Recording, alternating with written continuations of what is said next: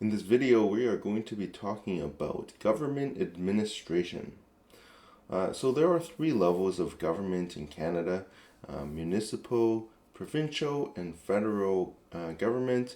And all three of those levels have quite a lot of people working in the government administration to kind of carry out the duties of government. For the most part, I would say that this tends to be like office work. So you're working in an office, and like very often, like the purpose of government is to provide kind of services for the citizens of that area, and so the government administration, or the, I guess, bureaucracy, those people are providing those services. Very often, this will come in the form of kind of processing forms and stuff like that. So, for example, people need to get a passport, so they fill out the form and apply. People need a student loan, so they fill out a form and apply. Right? People need I don't know, maybe they qualify for some kind of health benefit paid for by the government, so they fill out a form and apply, right? People need to pay their taxes, so they fill out a form, and well, they're not applying, but they're filling out a form and sending it off to the government. You want to build something in a specific location, so you need to fill out a form and apply for that. So there's lots of areas where people need to, I guess, fill out forms. Very often, the government administration people will take those forms and process them. Whatever they need to do to go through those forms and see if those people would qualify, and then do whatever needs to be done to kind of make that happen. Whether it's issuing the passports, or sending out the check for unemployment insurance, or whatever it is, right? I think in a previous lesson I mentioned my own personal experience with working in government, and one of the main, I did a variety of different things there, but one of the things I did was contract management for vendors who are applying, who want to sell something to the government. In my case, like, they were selling services, and I was managing those contracts.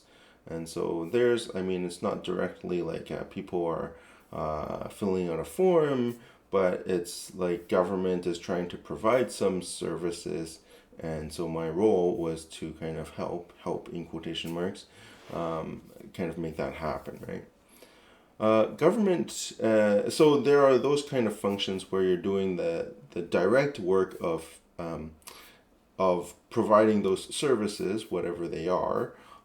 There's also kind of regular office functions in a government, similar to what any kind of company would have. So like different layers of management, human resource kind of people, accounting people, all those kind of people to manage kind of an organization. So those jobs are also there's jobs for those kind of people in government also. IT support, programmers, everything really. Typically, people who are working in government tend to be unionized, and so because they're union, they have like a pretty good level of pay. I would say, a person who is doing kind of entry level clerical work in government would be making more than someone who's doing a similar job in like corporate world. But on the other hand, like, you also don't have a lot of people, maybe no one, who is making like $1 million a year in working in government, as opposed to corporate world where you do have that. So there's a higher kind of a higher minimum, but a lower maximum. That's kind of the nature of unions. Another nature of unions is that you get a pension for the most part, and so that's we'll talk more about that in the lessons about preparing for future and retirement. But just something to be aware of. There's not that many jobs anymore that are unionized. Used to be a lot, but in the last 20 or 30 years, there's kind of fewer and fewer. But government is one of those areas that still are unionized. So in terms of government, probably the salary is somewhere from 50,000 a year to 100,000 a year or so. Could be higher if you get into the higher layers of management, director, and so on. I think that's just about all I have to say about working in government. Oh, one last detail.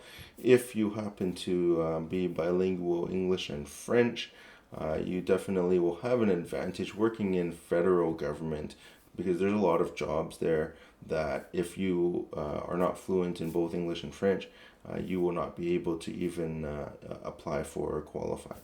All right, that's it for this video, and we'll see you in the next one.